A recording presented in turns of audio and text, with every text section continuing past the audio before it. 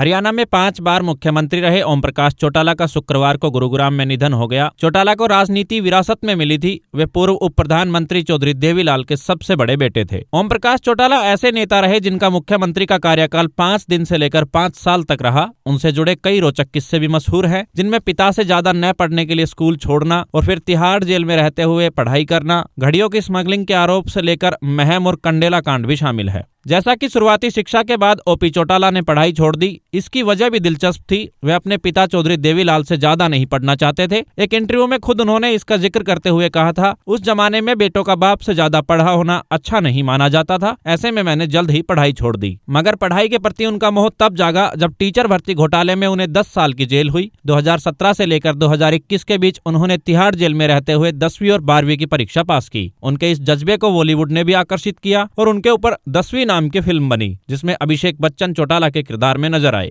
ओम प्रकाश चौटाला बड़े ही जिद्दी नेता के तौर पर भी जाने जाते थे, क्योंकि जब साल 1968 में हरियाणा में विधानसभा के चुनाव हुए तो एलनाबाद सीट से ओम प्रकाश चौटाला ने चुनाव लड़ा था। पारंपरिक सीट होने की वजह से यहाँ के चुनाव में पूरे चौधरी परिवार ने ताकत झोंक दी, लेकिन चौटाला विशाल हरियाणा पार्टी के लालचंद्र खोड़ा से चुनाव हार गए। चौटाला ने चुनाव में धांधली का आरोप लगाया और फिर हाईकोर्ट से लेकर सुप्रीम कोर्ट तक लड़े। आखिर में सुप्रीम कोर्ट के आदेश के बाद 1970 में एलनाबाद सीट पर उपचुनाव की घोषणा हुई। चौटाला यहाँ से उपचुनाव में उतरे और जीतकर पहली बार विधायक बने। वहीं साल 1989 में देश में लोकसभा के चुनाव हुए और राजीव गांधी की सरकार चुनाव हार गई। चौधरी देवीलाल केंद्र में उप प्रधानमंत्री बनाए गए। उस वक्त देवीलाल हरियाणा के मुख्यमंत्री थे। देवीलाल के केंद्र में आने के बाद एक बड़ा सवाल उठा कि अब सीएम कौन बनेगा। रेस में उनके सबसे छोटे बेटे चौधरी रणजीत चौटाला सबसे आगे थे, क्योंकि वे उस वक्त हरियाणा विधानसभा के सदस्य भी थे। ओम प्रकाश राज्यसभा के सांसद होने की वजह से रेस में सबसे पीछे चल रहे थे, लेकिन देवीलाल ने दिल्ली में ओम प्रकाश के नाम की घोषणा कर दी। देवीलाल की पहल पर राज्यपाल ने ओम प्रकाश को शपथ भी दिलाई और इस घटना के बाद ही देवीलाल परिवार में सियासी दरार आ गई। ऐसा भी कहा जाता है कि ओम प्रकाश चौटाला ने पिता चौधरी देवीलाल की विरासत पर राजनीति शुरू की थी, लेकिन मुख्यमंत्री रहने के मामले में उन्होंने अपने पिता का भी रिकॉर्ड तोड़ दिया। ओम प्रकाश चौटाला 5 बार हरियाणा के मुख्यमंत्री रहे,